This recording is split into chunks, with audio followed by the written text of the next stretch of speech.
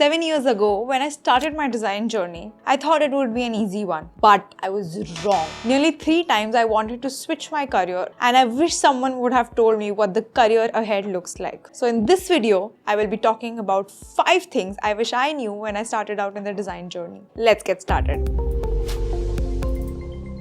There is so much to learn in this industry. So naturally, it's very difficult to keep up with everything happening in the industry. Sometimes you will feel lost, or worse, sometimes you will feel like you don't know anything at all. Always remember, it is all in your head. Your head is cooking up all these stories. Being a beginner, naturally there will be things you don't know. You will feel overwhelmed at times. It's completely normal. It happens with every single one of us. Any expert you see out there today, they have all been an awkward beginner once. And I'll tell you a secret, I was too. Every single one of us has been there. And truth be told, it even happens today with most of us. Every beginner with enough hard work and enough focus over time turns into an expert. And make sure you use this as a motivation to learn from experts around you. Ask them questions. Make sure you don't make the same mistakes they have once made. All the designers make a common mistake of compensating their imposter syndrome by perfection.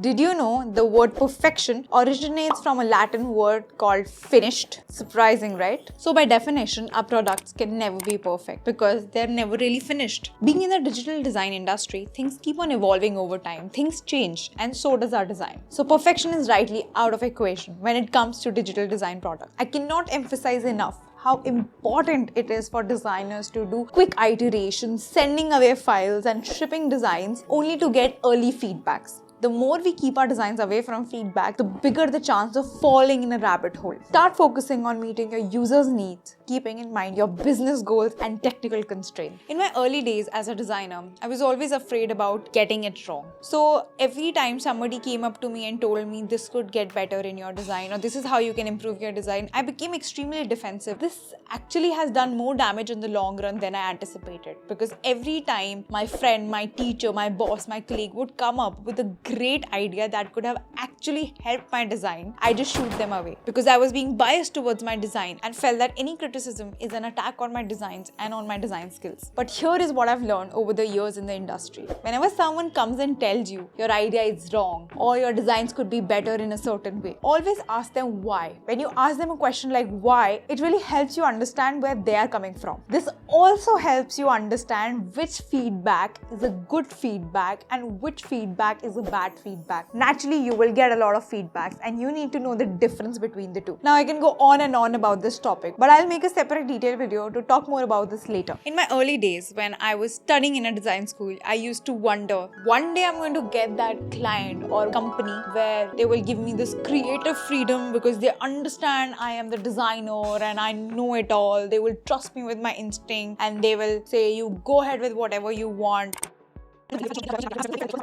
The truth is, I haven't come across any client or company that has the ideal expectations from a designer. Like it or not, it is going to be a part of our day-to-day life. There will be technical constraints, there will be monetary constraints, time constraints, business constraints, legal constraints. Oh my God, you name them and they are there. The moment you step in the industry, you will realize it's not that dreamy design world that you think of. Everything comes at a cost and your business, client or company has to pay it. So naturally, there will be constraints and you need to learn in order to work with these constraints. Our job as designers is not just designing. Designing is just a surface level skill that we need to have as designers. If we don't present our designs well, if we don't package them well, how will they even get selected? And if they don't get selected, imagine all that effort, all that hard work that you did, it just goes out in vain. So packaging and presenting designs well is equally important. It's as important as designing your screens itself. As designers, we often wear different hats at different points of time. For instance, when you're interviewing your users, you need to be a great researcher. You have to patiently listen, empathize, and make the other person feel welcome. Or it could be something as simple as doing copywriting for your design. So make sure you do the hard work, add that extra zing in your design, and make your design stand out. Always remember, every expert started out as an awkward beginner once. So make sure next time you feel like an imposter, do remind yourself, I have been there. We've all been there. On that note, if you liked the video, do let me know by dropping in a thumbs up. Happy designing!